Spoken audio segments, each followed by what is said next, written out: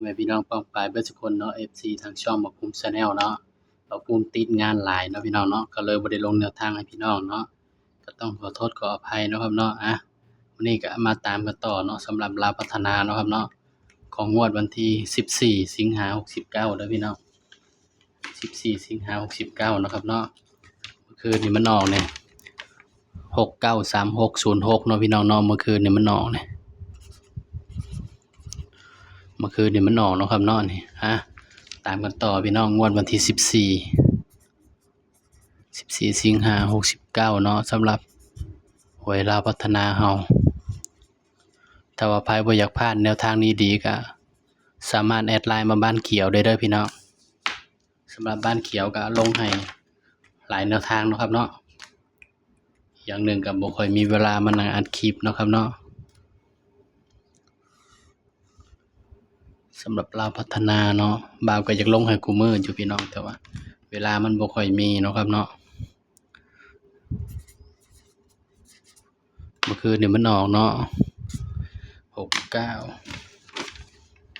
15 18 24 30สำหรับเด่นเนาะพี่น้องเนาะอันเด่นเท่าเสียเด่น3กับ4ก็มันออกไปแล้วล่ะพี่น้องเพราะฉะนั้นก็เด่นให้เด่นไปที่2กับ3นะครับเด้อสำหรับลาวพัฒนาเนาะงวดวันที่14สิงหา69เนาะเด่น2กับ3พี่น้องเด่น2กับ3นะครับเด้อมักก็ตามเนาะบ่มักก็เลื่อนผ่านเนาะครับเนาะบ่าวก็ลงให้เพื่อเป็นแนวทางเท่านั้นเนาะพี่น้องย้ำว่าตัวเลขก็เป็นเพียงแนวทางเนาะครับเนาะมีเข้าแล้วก็มีหลุดพี่น้อง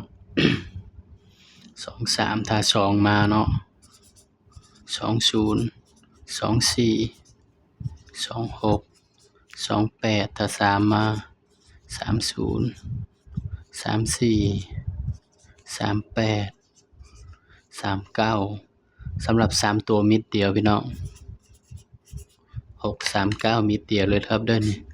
สำหรับตัวเด่นเนาะให้เด่น2ย้ำว่าตัวเลขก็เป็นเพียงแนวทางเด้อพี่น้องเด้อมีเข้ามีหลุดเนาะครับเนาะมักก็ตามบ่มักก็เลื่อนผ่านเนาะครับเนาะลงให้เพื่อเป็นแนวทางเท่านั้นเนาะครับเนาะนี่สำหรับคลิปนี้เนาะบ่าวภูมิก็ฝากไว้เพียงส่ำนี้เนาะอย่าลืมกดไลค์กดแชร์กดติดตามช่องบ่าวภูมิ Channel ด้วยเด้อพี่น้องเด้อสวัสดีครับ